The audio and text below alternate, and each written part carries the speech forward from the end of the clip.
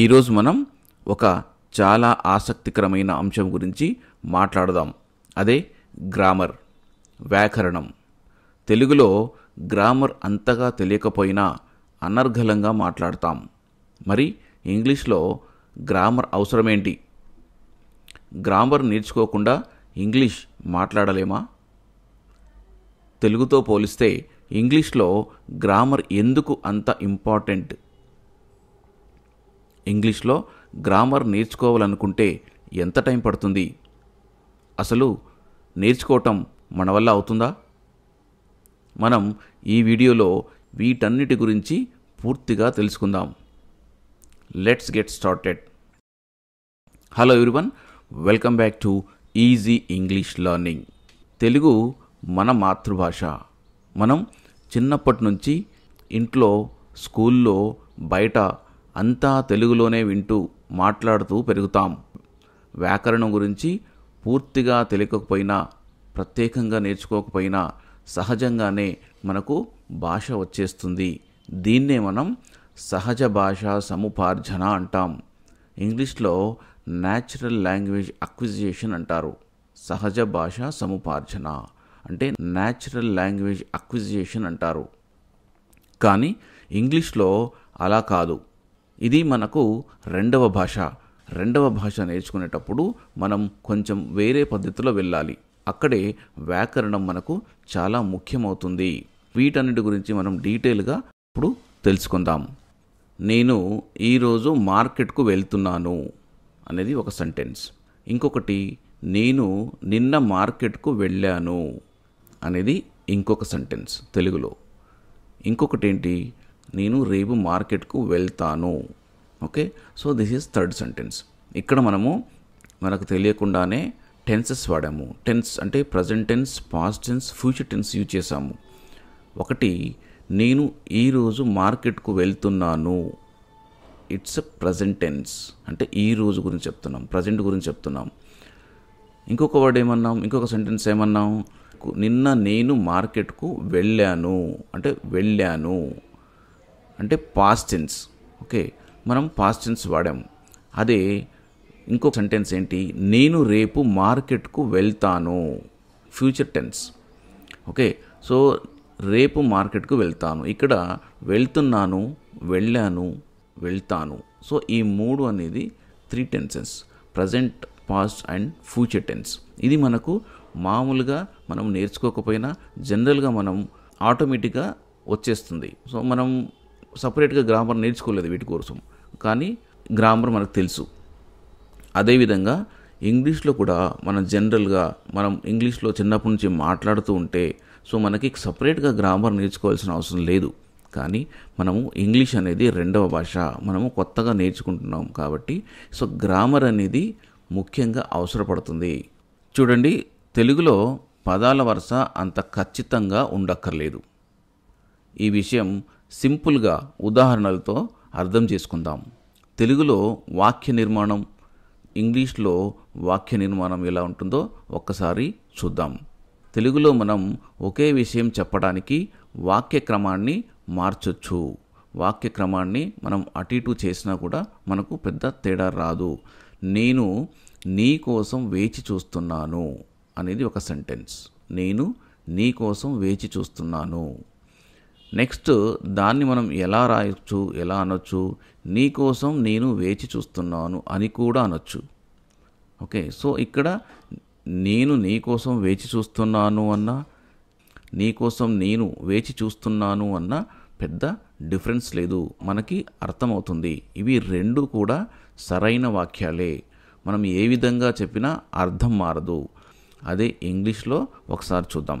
Example, I am waiting for you.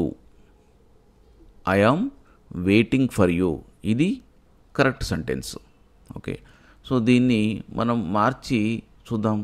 For you I am waiting. For you I am waiting. Is it correct? No. So this is not a correct sentence. ఇది తప్పుగా అనిపిస్తుంది. ఇంగ్లీష్లో వాక్యక్రమం చాలా ముఖ్యమైనది. ఇది తప్పు దొర్లితే అర్థం పూర్తిగా మారిపోతుంది. ఓకే, సో అందుకనే గ్రామర్ అనేది ఇంగ్లీష్లో చాలా ఇంపార్టెంట్. నెక్స్ట్ టెన్సెస్ దీన్ని కాలభేదాలు అంటారు. అంటే టెన్సెస్ అనేవి చాలా కీలకం, చాలా ఇంపార్టెంట్. తెలుగులో కొన్నిసార్లు వ్యాకరణం సరిగ్గా లేకపోయినా మనం అర్థం చేసుకోవచ్చు, కానీ ఇంగ్లీష్లో వ్యాకరణం కరెక్ట్గా లేకపోతే అర్థం చేసుకోవడం చాలా కష్టం. సో ఆ మెసేజ్ తప్పుగా వెళ్ళే అవకాశం ఉంటుంది, ఆ మెసేజ్ డిఫరెంట్గా వెళ్ళే అవకాశం ఉంటుంది.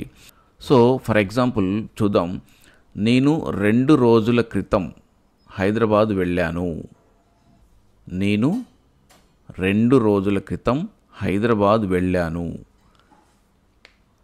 ఇంకొకటి ఏమనొచ్చు, నేను 2 రోజుల క్రితం హైదరాబాద్ వెళ్ళి వచ్చా. సో ఇది 2 కూడా కరెక్ట్ సెంటెన్సెస్. ఇక్కడ కాలభేదం స్పష్టంగా లేకపోయినా మనం అర్థం చేసుకుంటాం. అంటే టెన్సెస్ అంత కరెక్ట్గా లేకపోయినా మనం అర్థం చేసుకుంటాం. అదే ఇంగ్లీష్లో I went to Hyderabad 2 days ago. I went to Hyderabad 2 days ago అనేది సెంటెన్స్. ఇది కరెక్ట్ సెంటెన్స్. ఓకే, నెక్స్ట్ దీన్నే మనము ఇంకొక రకంగా రాద్దాం. I go Hyderabad 2 days ago. ఇది గ్రామటికల్ మిస్టేక్, ఇది గ్రామర్ మిస్టేక్ ఉంది. సో అర్థం కూడా అవ్వడం కష్టం. ఓకే, సో ఇంగ్లీష్ మాట్లాడేటప్పుడు వెంట్, గో, గోయింగ్ లాంటివి చాలా జాగ్రత్తగా ఉపయోగించాలి. సో ఈ టెన్సెస్ అనేది ఇంగ్లీష్లో చాలా ఇంపార్టెంట్. థర్డ్ వన్ వచ్చేసి మనం చిన్న పొరపాటు అర్థాన్ని పూర్తిగా మార్చేస్తాయి. కొన్ని చిన్న వ్యాకరణ తప్పులు, కొన్ని చిన్న గ్రామటికల్ మిస్టేక్స్ పెద్ద తప్పులుగా మారిపోతాయి. టోటల్గా అర్థమే మారిపోయే ఛాన్స్ ఉంటుంది. ఉదాహరణకి ఒక చిన్న పొరపాటు పెద్ద మార్పు ఎలా అవుతుందో చూద్దాం. Okay, he eats his friends. He eats his friends. అతను తన స్నేహితులను తినేస్తాడు అనే అర్థం వస్తుంది. ఓకే, సో ఇక్కడ యాక్చువల్గా he eats with his friends. He eats with his friends. అతను తన స్నేహితులతో తింటాడు, స్నేహితులతో పాటు తింటాడు. ఇక్కడ చూడండి, విత్ అనే చిన్న పదం లేకపోతే అర్థం పూర్తిగా మారిపోతుంది. అందుకే ఇంగ్లీష్లో వ్యాకరణం అంటే గ్రామర్ చాలా ఇంపార్టెంట్. ఇప్పుడు ఇంగ్లీష్లో గ్రామర్ నేర్చుకోవాలంటే ఎంత టైం పడుతుంది? మనకు జనరల్గా గ్రామర్ నేర్చుకోవడానికి పెద్ద టైం ఏం పట్టదు. 20 days నుండి ఒక 20 రోజుల నుండి 30 రోజుల మధ్యలో మనం గ్రామర్ నేర్చుకోవచ్చు. కానీ ఇది రెగ్యులర్గా మనం ప్రాక్టీస్ చేస్తూ ఉంటే మాత్రమే వస్తుంది మనకి. గ్రామర్ నేర్చుకోవడం సులువే, కానీ దాన్ని ప్రాక్టీస్ చేయడం చాలా ఇంపార్టెంట్. ఓకే, మనం గ్రామర్ నేర్చుకుంటూ ప్రాక్టీస్ చేస్తే ఇది కంపల్సరీగా మనకు ఒక 30 రోజుల్లో అంటే 30 daysలో మనం పూర్తిగా గ్రామర్ని నేర్చుకోవచ్చు. నెక్స్ట్, అసలు మన వల్ల అవుతుందా లేదా అనేది క్వశ్చన్. సో మన వల్ల అవుతుందా అంటే డెఫినెట్గా అవుతుంది. కాకపోతే మనము దానికి ఒక టైం కేటాయించాలి గ్రామర్కు. సో గ్రామర్ నేర్చుకోవాలి. ఫస్ట్ గ్రామర్తో పాటు సెంటెన్స్ నిర్మాణం నేర్చుకోవాలి. ప్రతిరోజు ప్రాక్టీస్ చేయాలి, ప్రతిరోజు వినాలి. సో దీనికి మనకు 10 skills ఉన్నాయి. సో మనం ఇంతకుముందు ఒక వీడియో చేసాం. సో ఈ ఇంగ్లీష్ నేర్చుకోవడానికి కావాల్సిన స్కిల్స్ ఒక 10 skills ఉన్నాయి. ఆ 10 skills మనం పాటిస్తే సో డెఫినెట్గా మనము ఇది నేర్చుకోవడం సాధ్యమే. మనం ఏదైతే తెలుగులో చేస్తామో రెగ్యులర్గా, రోజు వింటాము తెలుగులో, రోజు మాట్లాడతాము, రోజు చదువుతాము, అదే పని ఇంగ్లీష్లో మనం చేస్తే మనకు ఈజీగా వస్తుంది. ఓకే, సో దీని మీద కొంచెం కాన్సన్ట్రేషన్ పెడితే రాకపోవడానికి ఛాన్సే లేదు. గ్రామర్ అనేది ఇది ఒక పునాది లాంటిది. అంటే సో గ్రామర్ నేర్చుకున్నంత మాత్రాన మనకు ఇంగ్లీష్ 100% రాదు. సో దానిపైన, ఆ గ్రామర్ పైన మనకు భాష అనే భవనాన్ని నిర్మించాలి. సో ఈ భాష భవనాన్ని నిర్మించడానికి మనకు కావాల్సిన స్కిల్స్ మీకు ఇంతకుముందు చెప్పాను. So listening and speaking skills అనేది చాలా ఇంపార్టెంట్. సో ఫైనల్గా నేను చెప్పేది ఏంటంటే, తెలుగు మన మాతృభాష, సహజంగానే మనకి వస్తుంది. ఇంగ్లీషు రెండవ భాష. వ్యాకరణం నేర్చుకోవడం చాలా ముఖ్యం. వ్యాకరణం నేర్చుకుంటేనే మీరు ఇంగ్లీష్ను స్పష్టంగా, ఖచ్చితంగా మాట్లాడగలరు. సో మీకు ఏమైనా సందేహాలు, ఏమైనా డౌట్స్ ఉంటే కామెంట్స్లో అడగండి. ఓకే, సో మళ్ళీ కలుద్దాం.